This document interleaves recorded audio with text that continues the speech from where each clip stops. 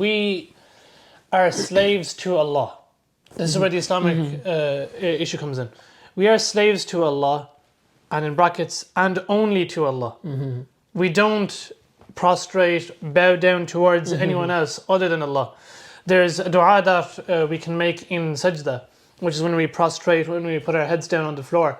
We can say, it starts off, سَجَدَ وَجْهِيَ لِلَّذِي خَلَقَهُ, that I prostrate my face to the one who created it. And basically to no one else. This is what's so freeing about Islam. I was just going to say, yeah. This is what's so freeing about Islam.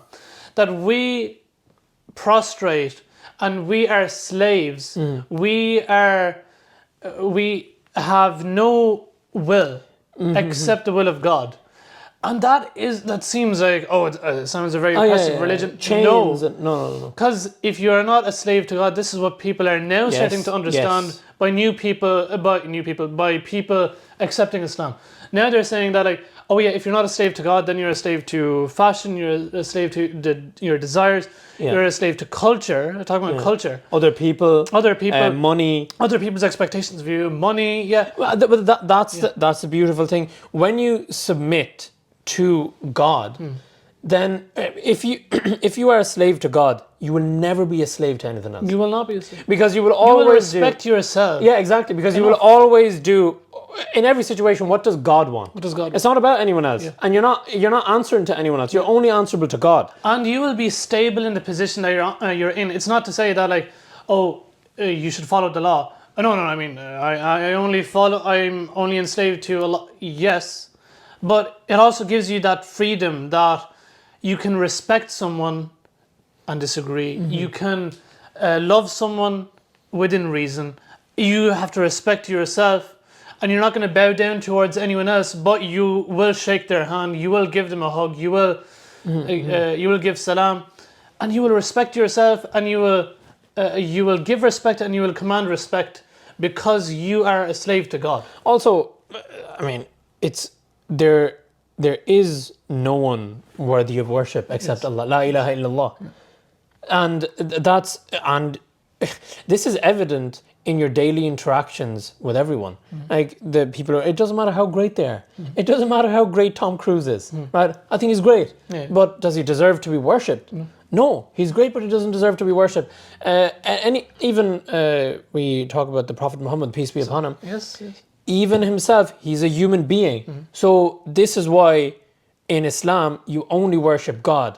Even though it is said that the Prophet was, if there was a perfect human, he is it would be he is the perfect role model for us. He's the perfect role model. But there's a clear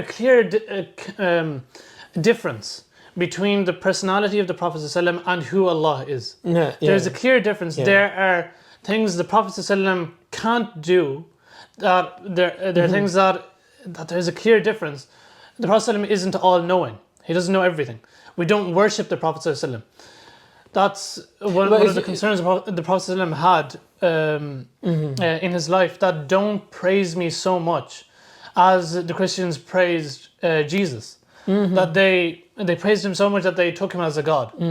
That there's such a clear not about disconnect, but there's a clear difference between who Allah and who the Prophet ﷺ is, and we love him so much that we would die for him. But we never worship him. We never worship him, and it makes sense from a practical perspective, because at the end of the day, like I said, it doesn't matter how great the other human being is. They're still human. They still go through. They still make mistakes.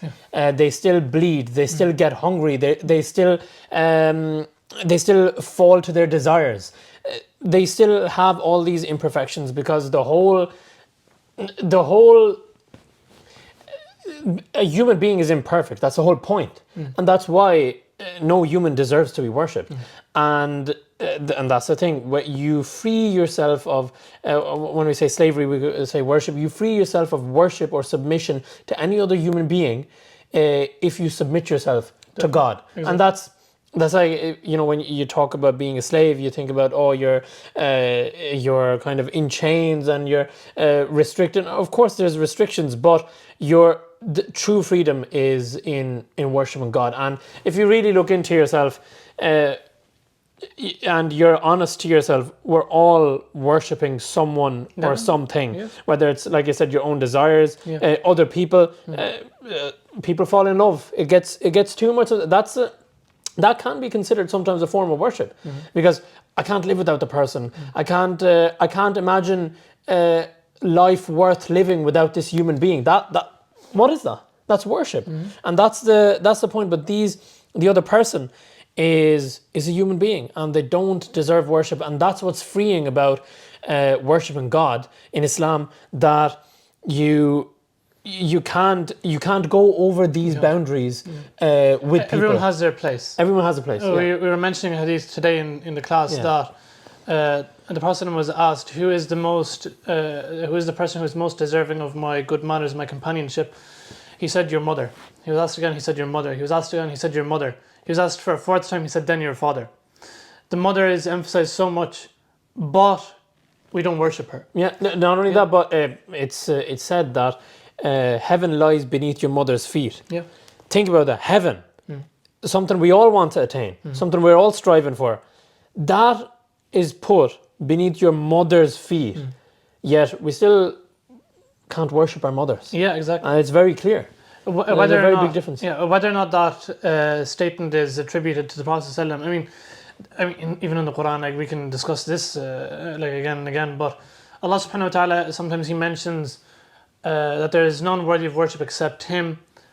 That our duty is to worship Him alone and to be good to our parents. Side by side, He mentions this. So this is something that is extremely important. But the disconnect is it's not about the disconnect. The difference is always there. Yeah. And that's what's most freeing.